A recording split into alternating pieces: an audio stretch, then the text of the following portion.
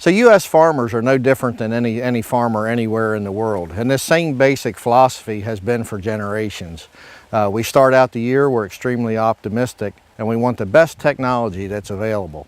Of course, that changes all the time, and here in the U.S. in the late 90s obviously was the advent of the biotech crops.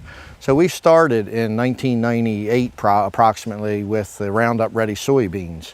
And the benefits at that time were obvious. We had some weed problems, and we were able to control those easy. We saw the benefits. We followed shortly thereafter with BT corn. There was a lot of interesting things that happened then. We had trouble with the European corn borer and some other insects, and that helped. Well, after a couple years, what we noticed as we got into this was that there were other benefits to the environment that we hadn't seen. Of course, we farm in the Chesapeake Bay region, and it's an extremely environmentally sensitive area.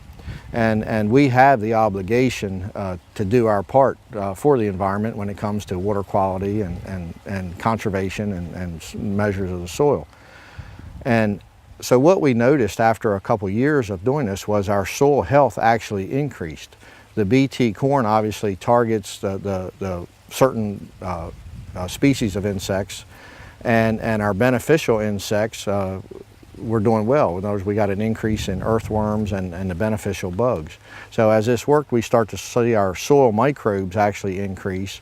We saw our yields go up, and we noticed that there were efficiencies in this biotech corn.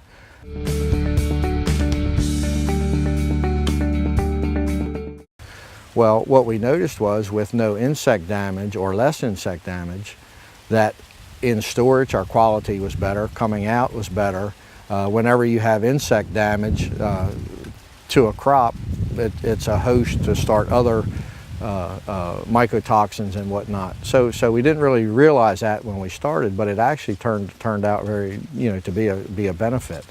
Again, when it comes to some of this technology and the herbicide tolerances, obviously when you have no weeds, you have no weed seed in your crop.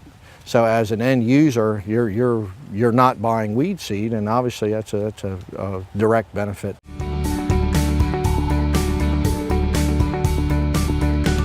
Another thing that we have seen with the biotech crops is prior to that, we used to harvest our corn at about 26 to 28% moisture and dry it.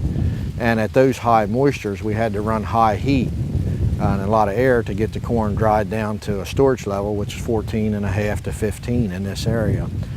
Well, we're prone to hurricane and high winds in this area, but with the biotech crops and the health of the stalk, we are able to let those crops stand in the field and naturally dry. So again, where we used to start at 26 or 28, now we start at 18 to 20.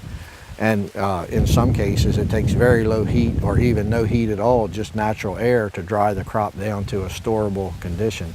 And obviously with less heat and whatnot, there's less stress cracks, and so that all comes back to quality for the end user.